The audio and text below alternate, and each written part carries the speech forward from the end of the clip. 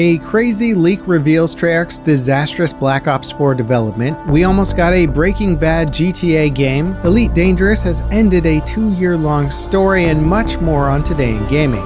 Hey guys, LevelCap here, and the infamous cancelled Call of Duty Black Ops 4 campaign has leaked. Design documents detailing the campaign's story, characters, mechanics, and more was released on Reddit by user PurpleMaster20. They say that they've spent months compiling information for this leak, including over 380 development screenshots. The post is a detailed look at all of the information available regarding a 2017 build of Black Ops 4's campaign, most of which predates a polished milestone build from December of that year. That milestone build was distributed to Treyarch and Activision employees for playtesting over the holiday break, but when the studio returned from their break, management said that the campaign was cancelled and that they had to come up with something else. And as most Call of Duty fans are familiar with, the game ultimately launched in 2018 with no campaign.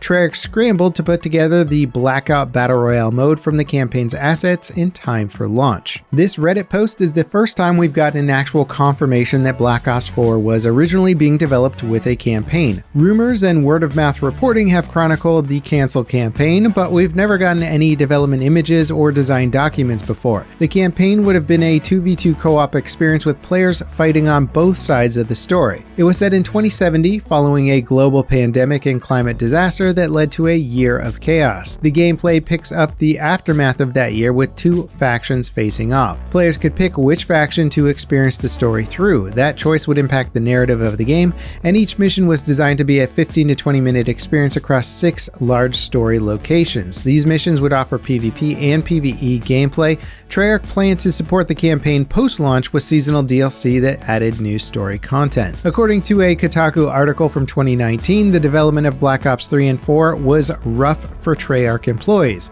Black Ops 3 was rebooted mid-development, leading to extensive crunch for employees on top of poor management and mistreatment.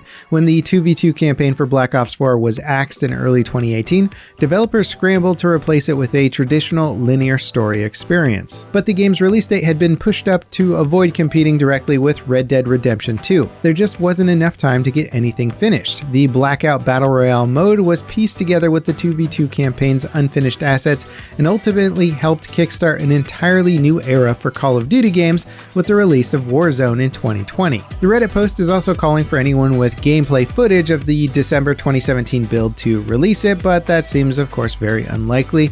Treyarch has officially denied that they planned a campaign for Black Ops 4 before the game launched, but Jason Schreier's original report on this and the new Reddit post confirms that Treyarch employees were put through the ringer for years to get Black Ops 3 and 4 released. Breaking Bad creator Vince Gilligan revealed that there was a serious pitch to make the blockbuster TV series into a GTA-style game. He discussed the pitch on a podcast, saying that the creative teams working on Breaking Bad drafted several pitches for multiple games based on the show and its prequel series Better Call Saul. Unfortunately, they couldn't get anything into production. To date, the only official Breaking Bad game released is a mobile title from 2019 that shut down the following year. With Better Call Saul airing its final episode next week, it sounds like Gilligan's run with Breaking Bad characters is finally coming to a close after 14 years. He says he might revisit the series in several years, but wants to make new stuff for now.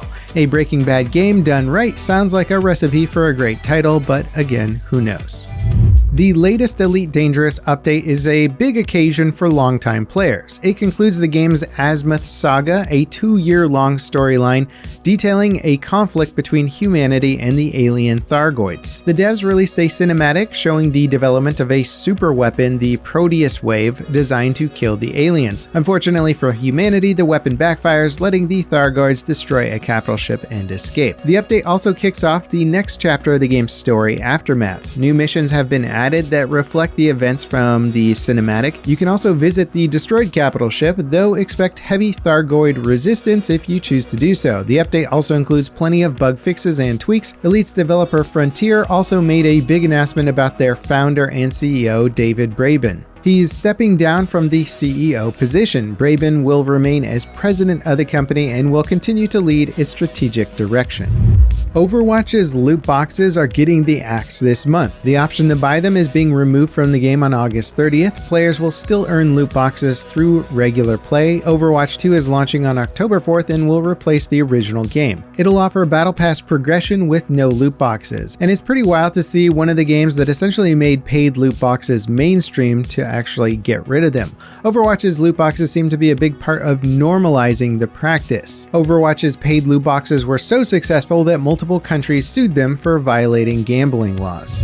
Battalion 1944 studio Bulkhead has parted ways with publisher Square Enix. This game was positioned as a spiritual successor to the classic Call of Duty titles like COD 4 and World at War. It launched as an early access title in 2018 following a successful Kickstarter campaign. Technical issues and stiff competition from other FPS titles really kind of stole Battalion's thunder. It failed to find an audience and is barely hitting double digits on Steam these days. Bulkhead ending its partnership with Square was a long process. It also means development of the game's console port is cancelled. Kickstarter backers who contributed to the console tiers will get refunds. However, the devs aren't entirely done with Battalion just yet. They're releasing a refined and updated version of the game called Battalion Legacy on the 16th. It adds the British as a playable faction, 30 new weapons, and many technical improvements. They're calling it the best aspects of Battalion 1944 in a bug-free experience. It'll be a free title that players can buy servers for. Bulkhead is currently working on a modern FPS sandbox game called War Dogs and an unannounced title.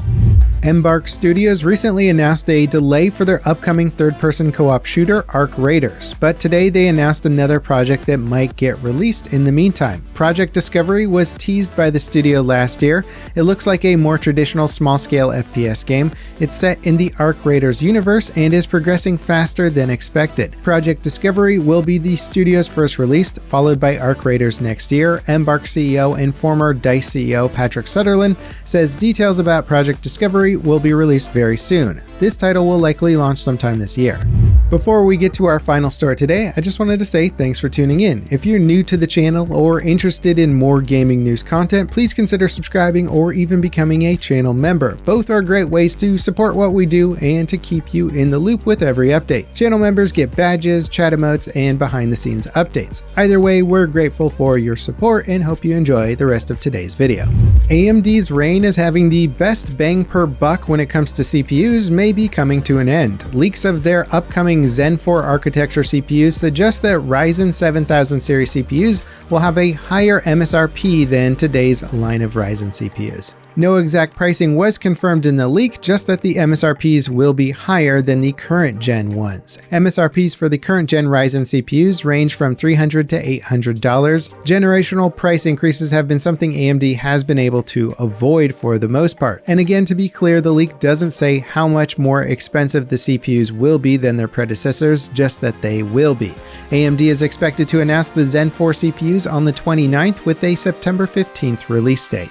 And that wraps it up for Today in Gaming. As always, guys, thank you so much for watching, and I'll catch you next time. This is Level Cap, signing off.